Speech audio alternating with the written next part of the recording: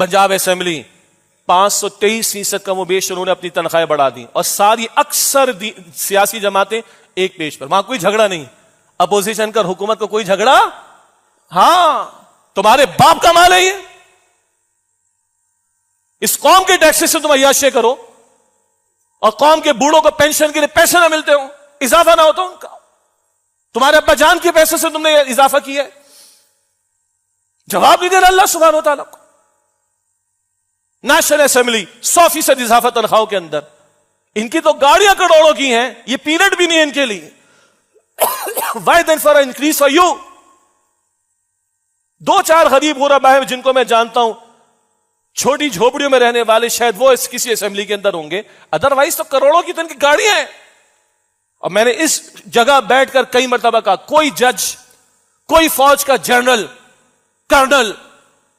کوئی بیوروکریسی کا آفیسر، کوئی نیشنل اسمبلی پروونشل اسمبلی کا فرد کھڑا ہو کر کہے بھائی میں یہ تنخواہ نہیں لیتا، میں واپس کرتا ہوں، میں سلام کروں گا، اس کا ماتھا چوموں گا انشاءاللہ تعالی۔ اور یس آپ کے بیوی بچے ہیں، بھائی مجھے 18 ملنے، میں 8 لاکھ پہ گزارا کر لوں گا، 2 بچے ہیں بس، میں اس کی بات کروں جن کے 2 ہیں، 10 لاکھ پہ گزارا کروں گا، میں 8 واپس کرتا ہوں اس قوم کو، میں خدا کی قسم آپ کا ماتھا چوموں گا، میں آپ کے ہاتھ چوموں گا آ کر۔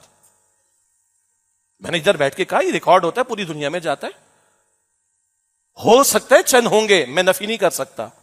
مگر کوئی آئے بھائی میں ماتھا چوموں آپ کا، میں اس جگہ بٹھا کر آپ کو دنیا کے سامنے پریزنٹ کروں کہ انہوں نے اس قوم کا احساس کیا، انکریمنٹ تو دور کی بات ہے، یہ 18 لے رہے تھے، انہوں نے 8 چھوڑ دیے قوم کو، 10 چھوڑ دیے قوم کو، ناٹ اے سنگل ون۔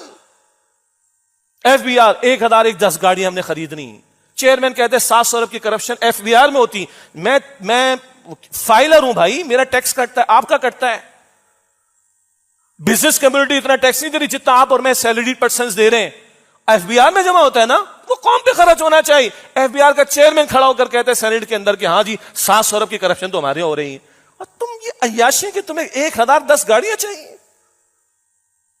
استغفر اللہ۔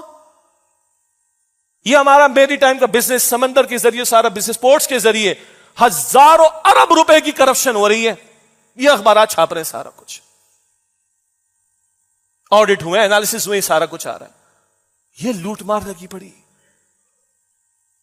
73 کھرب روپے کے ہم مقروض ہیں، میں اور آپ،